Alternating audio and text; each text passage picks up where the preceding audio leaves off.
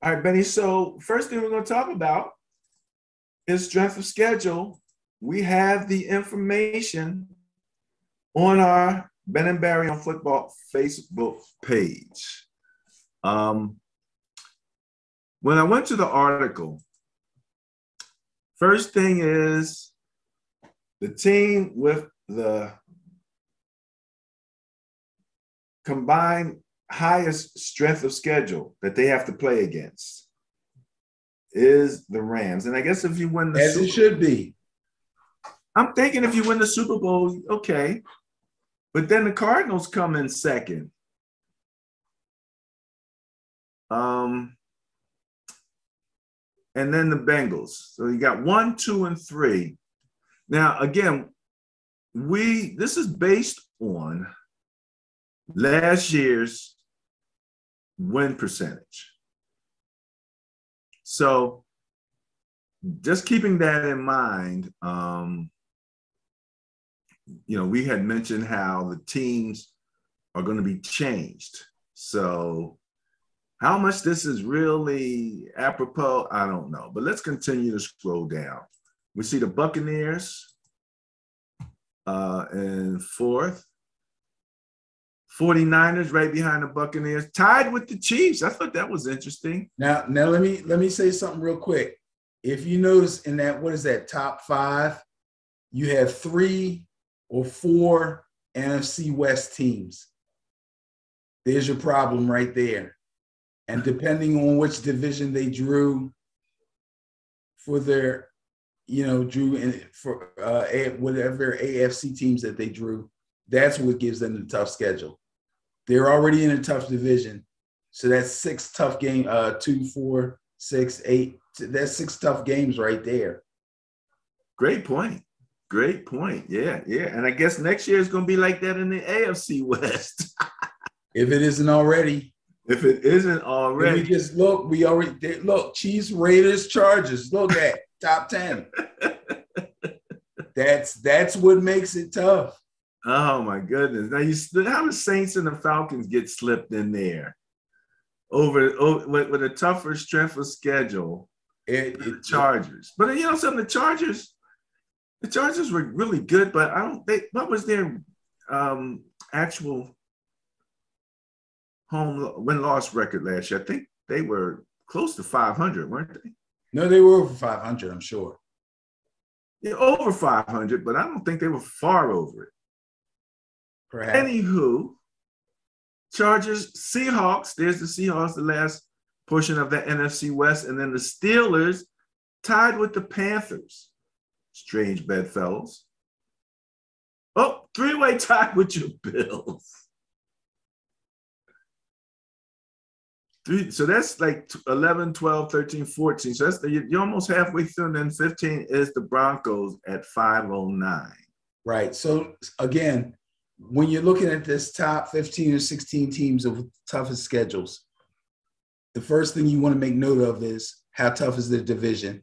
The second thing you want to make note of is which AFC teams did they draw? Which division in the AFC did they draw? If you're in a tough division and then you draw the AFC West, you're gonna have one hell of a season. You're going to be up against it every week. No doubt. 16 Patriots, and right smack dab in the middle, Jets and the Browns tied at .495. So now these teams are playing teams who had basically lost more than half their games. Okay. So you got the tie at 17, so that takes you through 18. 19 is the Texans. The Texans pull a stronger strength of schedule than the Vikings, the Dolphins, and the Packers. How did that happen? Well, the NFC, what are they, NFC North? Packers, yeah. What are you looking at? Vikings, Bears? Lions. The Ravens look like they I don't know how they didn't they have a pretty good schedule. Did they do last year? For the Ravens to be that low and the Bengals to be where they are tells me that the Ravens drew a weaker AFC schedule, a weaker NFC schedule. Okay. So weird. Bears, Titans, Jaguars, Colts, Lions. All these teams deserve a weaker schedule except for the Cowboys. The Cowboys lucked up. With the weakest schedule in the league, tied with the Commanders. So the Cowboys Super Bowl window is open about that much. They don't get it done this year, they're not going to get it done. Hey, Ben, could it be that the bottom four are all in the NFC least? Exactly. Holy mackerel, look at that. Exactly. Look at that. But on the NFC level, that favors who out of that division, you think more? Cowboys. Yes. with the Eagles right on their tails. Man, that is absolutely bananas to see that strength of schedule like that. All right, we're going to get ready to jump over to the next portion where we are going to look at just the list of home and away games. Now, this is on CBSSports.com, and they're talking about the scheduling formula. And I know you've kind of mentioned this a few times, and you talk about who plays who, like how many times this NFC teams will play the NFC from a distant division, and you kind of know all of that. We'll take a quick look here. So the home and away against is 3 division opponents. Right. So that's 6 games out of the 17. The 4 teams from another division within its conference on a rotating 3-year cycle. Right. Okay. The 4 teams from a division in the other conference on a rotating 4-year cycle. Right. Because there's 4 divisions. Okay. Right. 4 divisions. So each year you'll pull a different division from the AFC. Wow. And 2 intra-conference games based on the prior year's standings. These games match a first-place team against the first-place teams in the 2 same conference divisions that the team I think that's great. Not scheduled to play that season. I think that's great. That's where you start to get your intriguing games, your cross-conference intriguing games, and your potential Super Bowl matchups. Those are those games. The second place, third place, and fourth place teams in the conference are matched in the same way each year. That's cool. So the first place team plays against the first place team in the 2 same conference divisions that the team is not scheduled to play that season. Same conference. Okay. 1 interconference game based on the prior year standing on a rotating 4-year cycle, 1 game. These games match the first place team for 1 division against the first place team in the opposite conference division.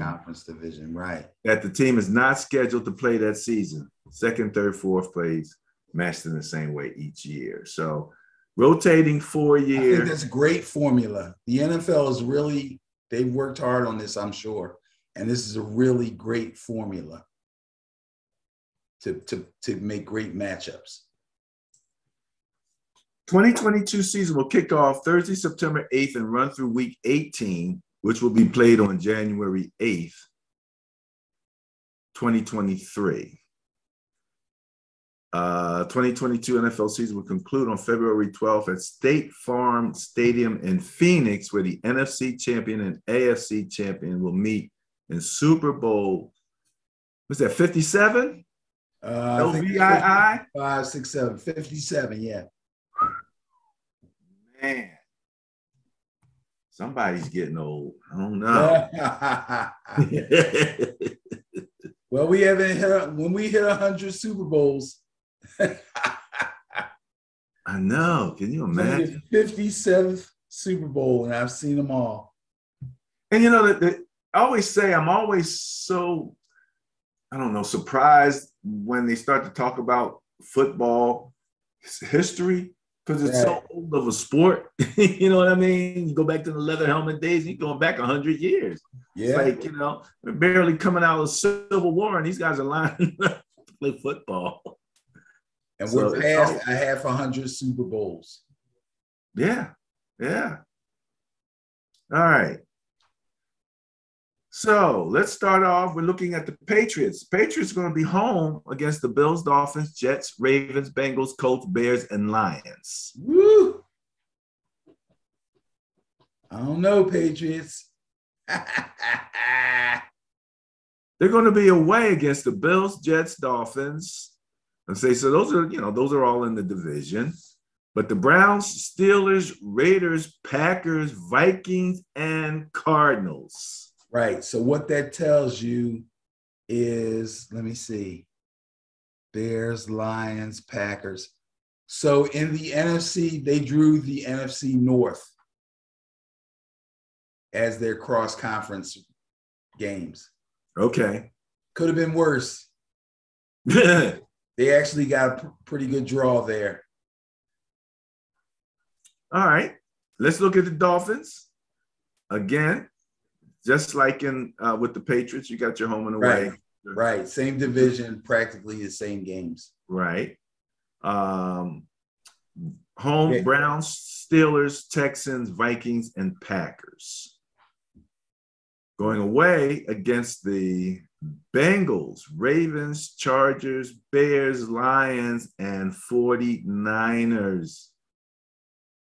So that means that the prodigal son head coach for the Dolphins comes home.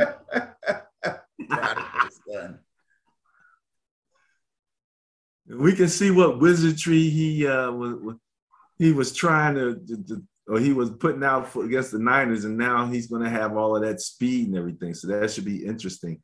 But that's the Dolphins. Anything more on the Dolphins? No, it's pretty much the same.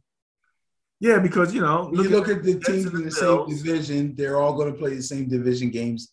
They're all going to play the same cross-conference games. It's just a matter of who's home and who's away.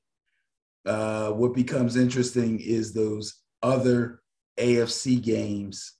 Let me see. Like the Bills, they got the Ravens and the Bengals. Two toughies. The Jets got the Broncos. The Bills have to go look at the Chiefs, the Ravens, and the Bengals in three. Well, I don't know, 3 straight weeks, but as they should. That's great. Yeah, those are their conference games, non-divisional conference games. That's wonderful. As far as I'm concerned, the Bills are primed and ready to go all the way.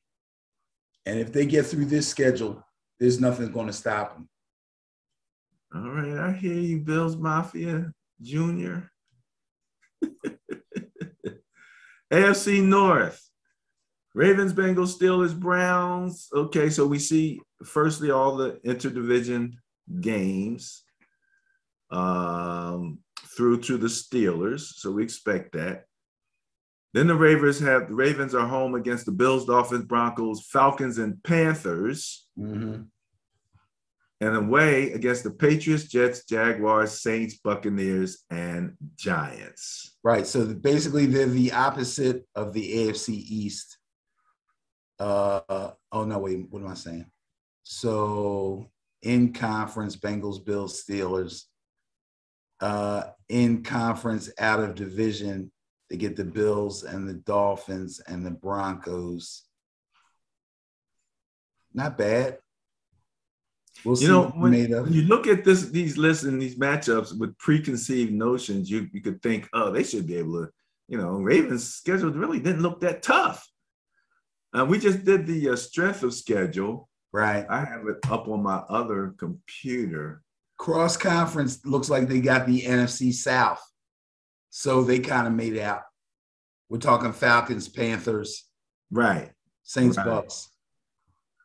So that's not bad. That's not bad. That's not bad. Ravens Broncos should be an interesting game. No.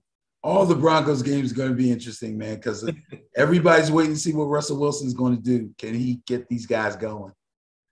Just they already have pretty good. Those two quarterbacks in the same in that matchup, you know. Oh, Lamar and Russell. Yeah, you know. So. Well, Lamar's got some work to do. People are a little down on Lamar, just a little bit. Yeah, and it's making his contract value kind of questionable. And he hasn't signed yet. He hasn't signed yet. And let me ask you this. Knowing what the Browns paid Deshaun, right? Do you think that the Ravens should pay at least that to Lamar? Well, evidently they haven't offered it, or he had taken it. So he's probably going to, I would say he's probably going to bet on himself and play out the season. Try to make a lot of noise. Okay. Try to earn it. Okay. Which I can't be mad at him for that. Just got to stay healthy. Yeah, just got to stay healthy.